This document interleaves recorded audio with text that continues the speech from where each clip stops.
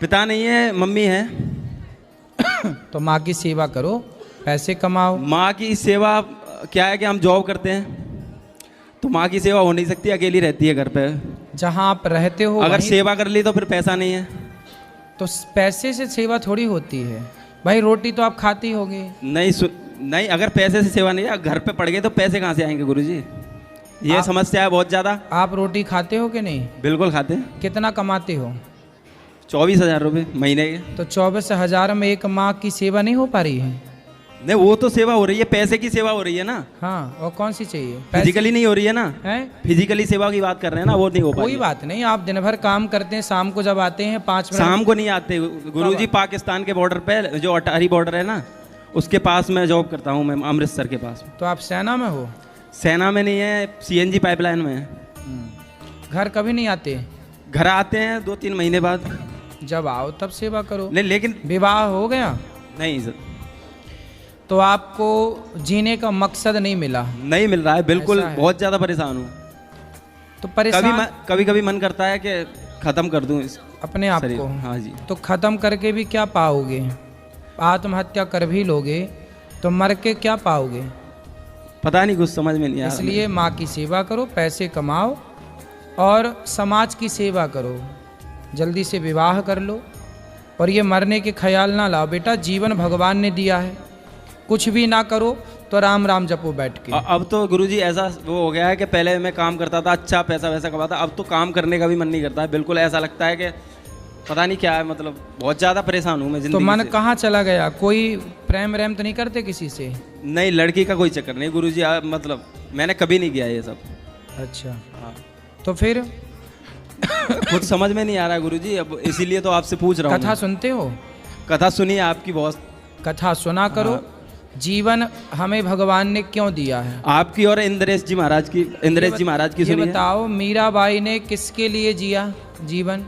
कृष्ण के लिए। फिर जैसे मीराबाई ने अपने भगवान के लिए अपने जीवन को समर्पित कर दिया, खड़ी हो जाओ बहन। ऐसे ही आप भी अपने जीवन को खड़ी हो जाओ।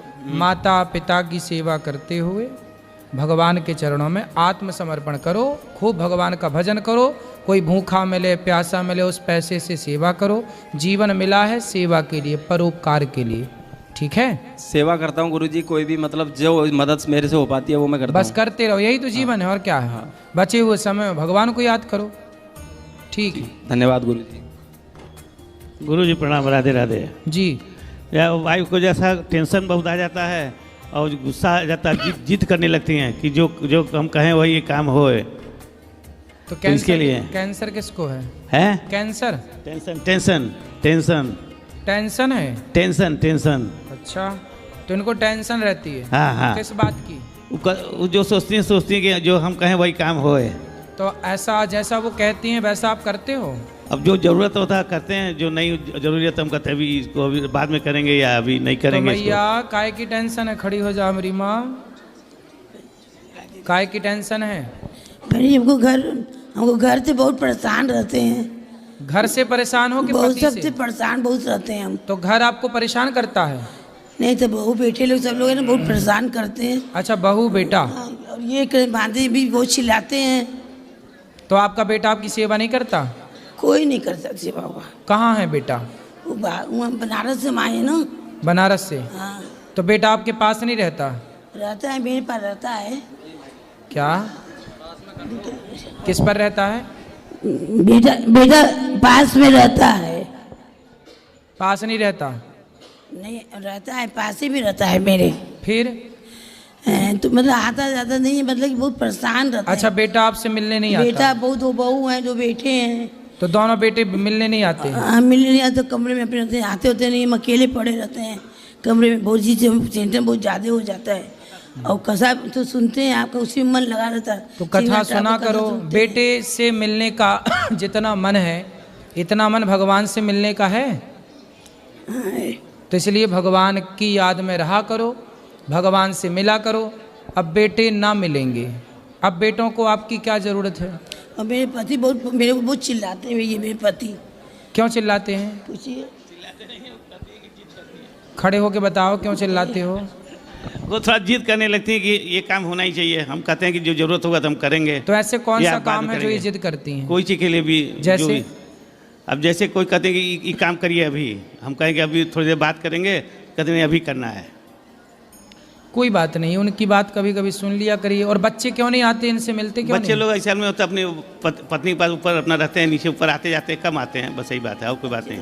अच्छा, माँ से मिलने नहीं आते? नहीं आते हैं, कम आते हैं, थोड़ा सा ऊपर अपना बातचीत अपना वाइफ के साथ रहते हैं, नीचे छोटा वाला भाई लड़का रहता है, अगल बगल आती जाती हैं लोग, लेकिन जिस हिसाब सोचती हैं ना उस हिसाब से वाला व्यवस्था नहीं है। पत्नी के आ जाने के बाद बच्चे माँ से बात नहीं करते। देखो, माँ परेशान इसलिए है कि बच्चे बात नहीं करते, और बच्चों को इतना भी अक्ल नहीं है कि वो अपने माँ के पास थोड़ा बैठें। माँ ने तुमसे जब बोलना नहीं आता था तब भी माँ तुमसे बात करती थी। बच्चों को जब बोलना नहीं आता कम आते जाते हैं, तब भी ना बच्चे से माँ बात करती नाराजगी है। प्रेम है। बोल बेटा बोल। बच्चों लोग में नाराजगी नहीं है, प्रेम है, लेकिन थोड़ा सा सोचती हैं कि खूब देर तक आए, बोले बतियाएं हमसे, ये हाँ बात। तो आ जाएं, कौन सा उनका पैसा खर्च हो रहा है, थोड़ा बोल लेंगे माँ से तो कौन से गरीब हो जाएंगे। हाँ ये बात है। फिर थोड़ा बोल लें, थोड़ा पाँव दबाएं, बैठें, हंसें हंसाएं। हाँ ये सब थोड़ा बुढ़ापे में अकेलापन तो लगते ही ना। बस यही बात है, यही। बहुआ से बोला थोड़ा बैठो ऊपर, क्या हाँ यही बात है। अलग सबको सेपरेट चाहिए। हाँ बस हाँ, ये थोड़ी व्यवस्था क्या घबरा रही है ये, और कोई बात नहीं है। माँ बाप तो बिल्कुल देखो, जैसा बूढ़ा बैल नहीं हो जाता, हाँ। किसान उसे निकाल देता, देखिए पैर से तकलीफ में भी हैं, ऐसे ही पैर है। से भी तकलीफें हैं काफ़ी। किसको? इनको होम्योपैथी की दवाई चल रही है वाइफ की। बच्चों से कहिए कि अपनी माँ को समय दो, अच्छा ठीक। थोड़ा बैठो, बात करो, हंसो उनके हाँ, साथ, बस मुस्कुराओ। यही चाहती हैं। अब सोचिए, माँ यही चाहती है, पर बेटे के पास, माँ के पास बैठने, हंसने, मुस्कुराने का टाइम नहीं। थोड़ा सा उनको टाइम देना चाहिए। बिल्कुल देना चाहिए। अच्छा हम बात करेंगे उनसे, लड़के लोग से बात करना ठीक, बस ना। श्रीमन नारायण गुरुजी, जी। दंडवत प्रणाम। गुरुजी, क्या धर्म की रक्षा के लिए अधर्म करना पड़े तो क्या वो सही है? बिल्कुल सही है। दरअसल कल गुरुजी आप कह रहे थे कि एक नवविवाहित जोड़ा आया था, उनकी जब भी दाढ़ी सफ़ेद होने लगेगी तब आप आइएगा तो हम एक ज्ञान देंगे। मेरी दाढ़ी भी गुरुजी सफ़ेद हो रही है, शादी को भी 5 साल हो गए हैं।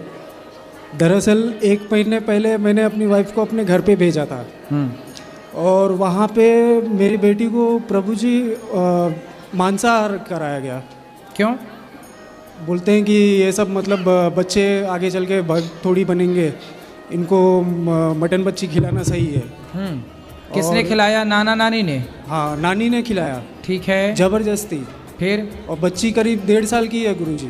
1.5 साल की बच्ची को मांस खवाया? हाँ। फिर? उसके बाद मुझे मतलब ये सब कंट्रोल नहीं हुआ, और अगले दिन मैंने अपनी बच्ची को लेकर अपने घर पे आ गया बिना उनको बताए। और उसके बाद जब बच्ची रोने लगी तो 3 दिन बाद मैंने वापस पहुंचा भी दिया। फिर उसके बाद ये बवाल कुछ ज़्यादा बढ़ते गया। उनका मतलब हर 1-2 महीने में कोई ना कोई ऐसा इशू आ जाता है, और वहाँ पे तो पत्नी आपके पास नहीं रहती? अब रहती थी, लेकिन कोई बोले कि 2 दिन के लिए मुझे पेपर साइन करने जाना है और उनका ज़मीन बेचना था, तो इसकी वजह तो फिर से इसके बाद पत्नी आई नहीं? नहीं, तब से नहीं है। बोले कितने 2 महीने दिन, हो, कितना टाइम हो गया? 1.5 महीने पहले गुरुजी। 1.5 महीने से पत्नी घर नहीं आई? नहीं, मैं गया था लाने के लिए। फिर? लेकिन वहाँ पे जाने के बाद यही सब शुरू हो गया, उसके बाद ये बवाल हो गया गुरुजी। तो आप लेने गए थे तो वो आपने बोला नहीं कि चलो हम आपको लेने आए हैं? बोला मैंने गुरुजी। तो फिर क्या बोली वो पत्नी? उनका कोई ना कोई नया नया एक इशू रहता है गुरुजी। तो उनको आना नहीं है आपके पास? आना है, लेकिन उनके माँ का कहना है कि ये यहीं पे रह के काम करेगी, नौकरी करेगी, अब भी आके यहीं रही है चेन्नई में। और चेन्नई में हम जैसे मतलब वेजिटेरियन लोगों का तो पूरा एकदम बेकार कंडीशन है गुरुजी वहाँ। आजकल लड़की की माँ ही ठेका लेती है अपनी लड़की का घर बिगाड़ने का। 100 में से 95 माँ ठेका लेती है बिल्कुल, कि मैं तेरा घर बिगाड़ ही दूंगी। अब ये माँओं को पता नहीं कौन सा नरक मिलेगा। ऐसा बताओ, बेटी के साथ तो ऐसा ना करो। बेटी बच्ची है, उसे समझाओ, उसे पति पत्नी को साथ रहने दो। जो व्यक्ति पति पत्नी को अलग करता है, जो पति पत्नी से उन्हें उस प्रेम संबंध से हटाता है, वो घोर पापी कहलाता है। अब बताओ, पति पत्नी में भी ये माँ टांग अड़ाए हैं। ये है स्थिति है। ये ऐसा एक केस नहीं है मेरे पास, तो ऐसे सैकड़ों आते हैं।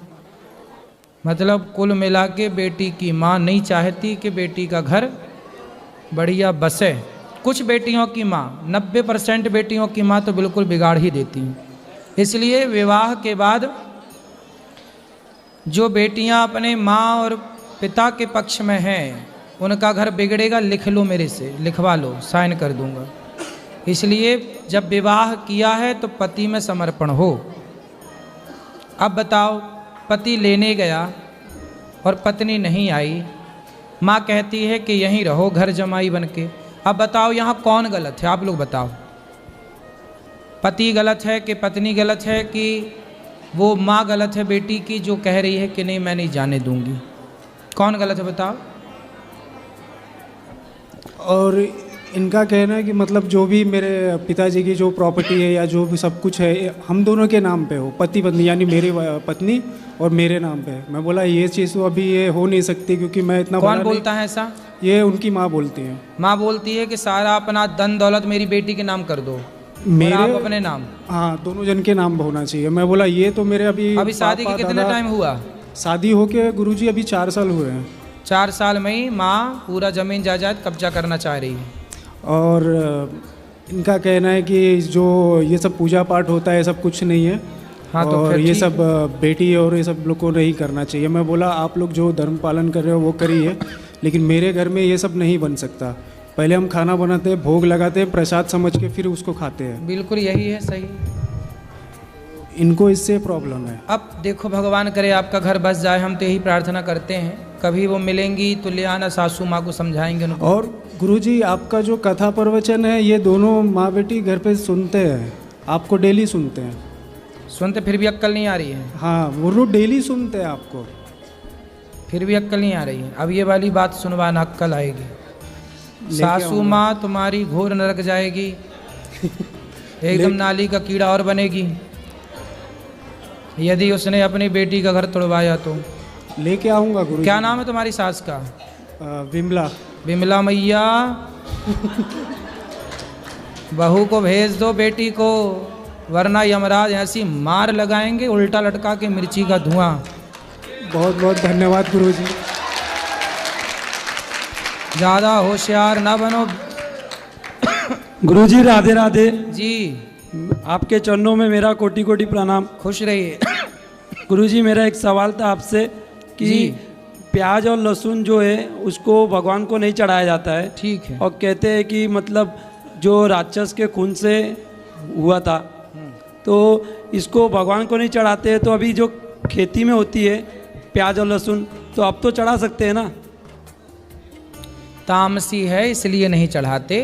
खाना जो खा रहे हैं प्याज लहसुन वो पाप की श्रेणी में नहीं है, इसलिए खाओ ना खाओ ये आपकी अपनी मर्जी है। भोग इसलिए नहीं लगता, तामसी भोजन है ये, इसलिए तामसी चीज़ें भगवान को अर्पण नहीं की जाती। इसलिए गुरुजी मेरे परिवार को एक बार राधे राधे बोल दीजिए, सब लोग देख रहे हैं। राधे राधे राधे राधे।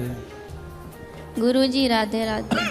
जी गुरुजी मैं तीन चार दिनों से यहाँ ही हूँ आपके आश्रम में, मुझे बहुत अच्छा लगा।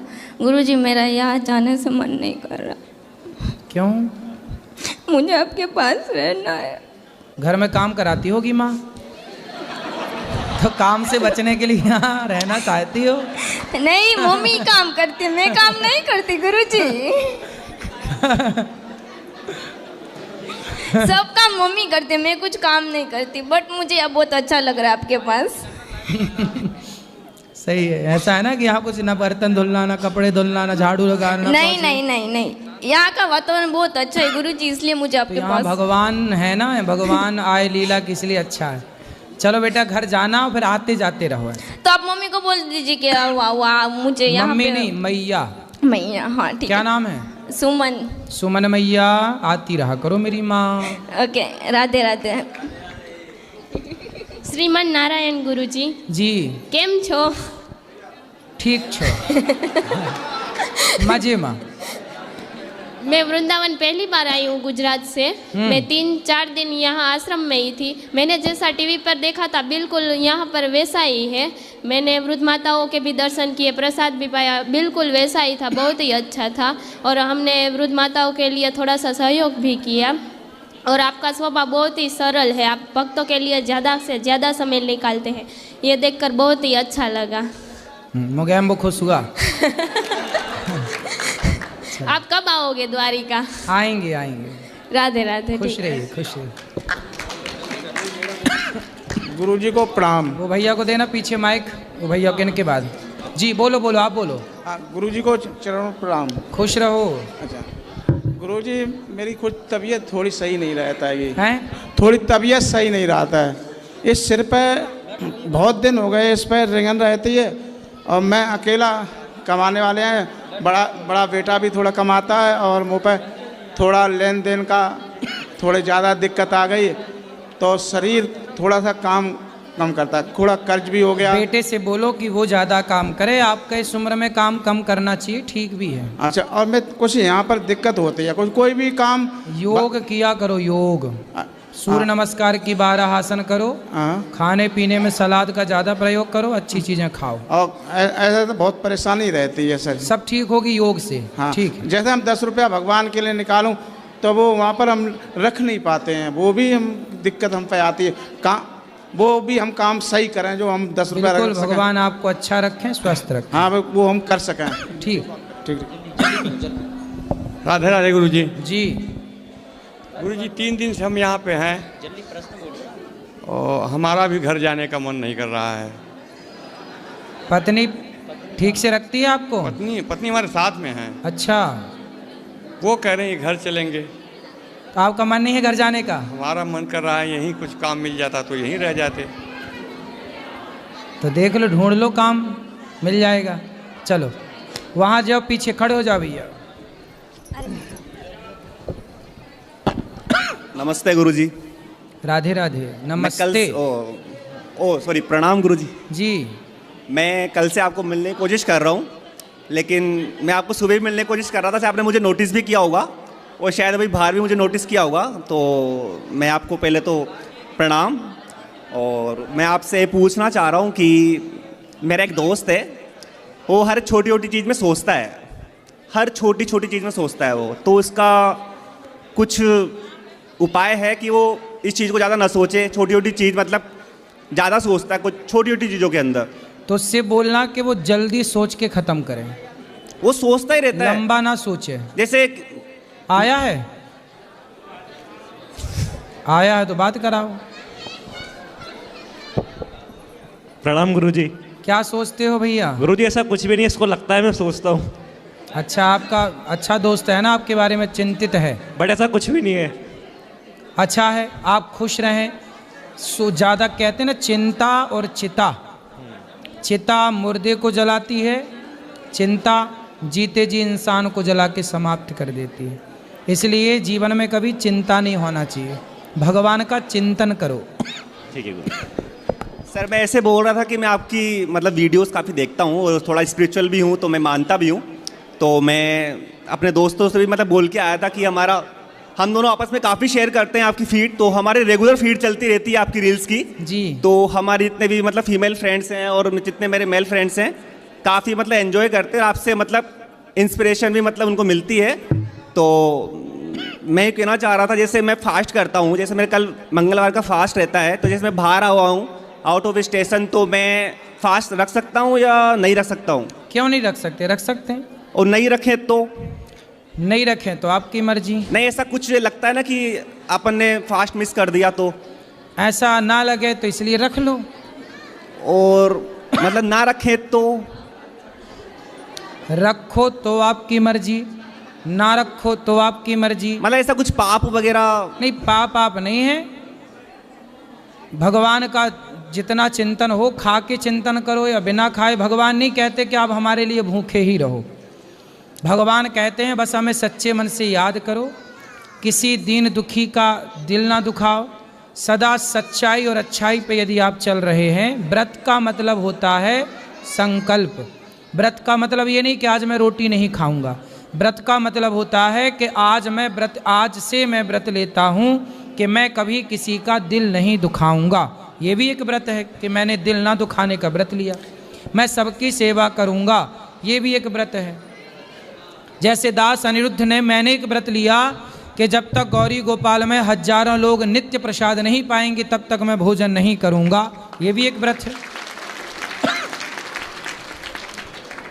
तो ये व्रत है, ठीक है। तो सर अपन ये मतलब कि व्रत के दिन अपन लहसुन प्याज का सेवन कर सकते हैं? ना करो तो अच्छा है, ना करो तो अच्छा है।